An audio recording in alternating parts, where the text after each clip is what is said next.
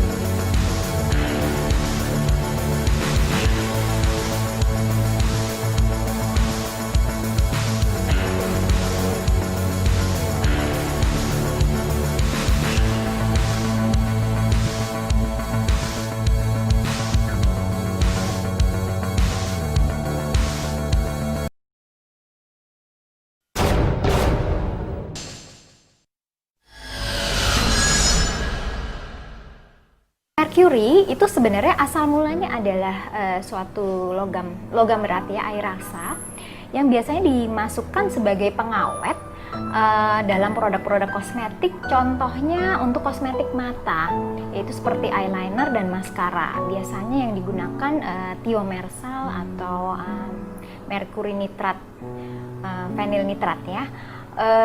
Namun misalnya pada penggunaan lain, tambalan gigi juga menggunakan merkuri, kemudian pada pertambangan emas juga menggunakan merkuri ya. Namun yang paling harus dan paling berbahaya dan harus dilarang adalah pemakaian merkuri di produk-produk kosmetik dengan tujuan untuk memberikan hasil yang instan dalam waktu yang singkat. Sedangkan merkuri sendiri adalah sangat-sangat berbahaya. Dia suatu bahan logam berat yang bila dipakaikan di dalam kulit akan diserap ke dalam pembuluh darah dan beredar di seluruh sistem tubuh kita, sehingga akan merusak sistem tubuh secara keseluruhan dan lama-lama akan terakumulasi atau menumpuk di ginjal dan mengakibatkan gagal ginjal.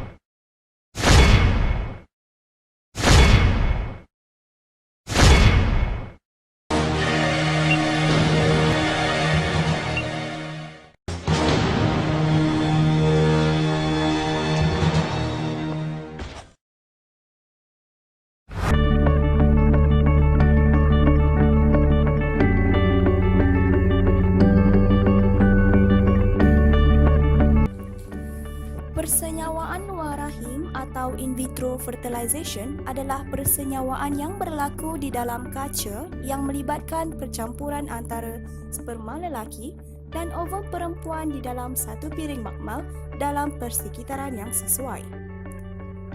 Setelah itu, embrio yang terhasil akan dipindahkan ke dalam rahim ibu tersebut. Kaedah persenyawaan luar rahim atau in vitro fertilization telah diuji buat pertama kali ke atas haiwan, iaitu seekor arnab dengan menggunakan sperma dan telur arnab lalu dimasukkan ke dalam rahim arnab. Orang pertama yang bertanggungjawab dalam melaksanakannya adalah Dr. Sham di Boston, Amerika pada tahun 1959 dan seterusnya ke atas tikus pada tahun 1968. Pada tahun 1965, pakar pertama melakukan kaedah in vitro fertilization ini ke atas manusia adalah Dr. Robert Edwards. Namun, usaha yang membawa kehamilan pertama berjaya dilakukan pada tahun 1976. Malangnya, kehamilan ektopik yang berlaku iaitu embrio tertempel pada tiub fallopian atau salur rahim dan tiub berkenaan terpaksa dipotong melalui pembedahan. Pada 11.47 malam, 25 Julai 1978, di Oldham General Hospital, England, lahirnya bayi tabung uji pertama dalam sejarah dunia. Louis Brun atas usaha Profesor Dr. Robert Edwards bersama Dr. Patrick Steptoe. Kejayaan tersebut terhasil setelah 100 kali percubaan menemui kegagalan. Kaedah rawatan bayi tabung uji dengan menggunakan persenyawaan luaran bermula dengan proses pengumpulan telur dari ovari wanita. Seterusnya, proses persenyawaan dengan mencampurkan sperma dengan telur bagi menghasilkan embrio. Embrio disuntik kembali ke rahim wanita dan akan berlaku kehamilan seperti biasa.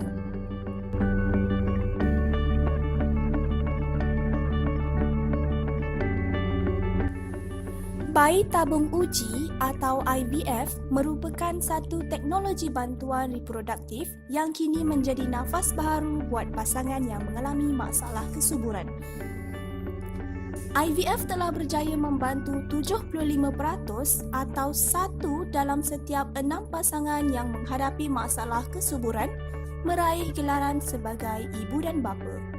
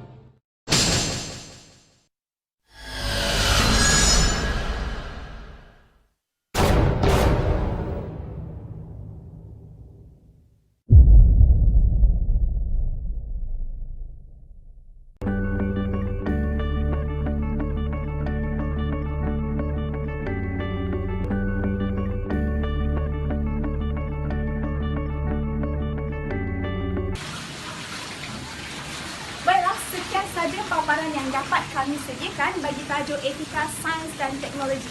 Besarlah harapan saya agar kita dapat melahirkan bakal saintis yang dapat mematuhi etika penyelidikan dalam sains dan teknologi. Terima kasih.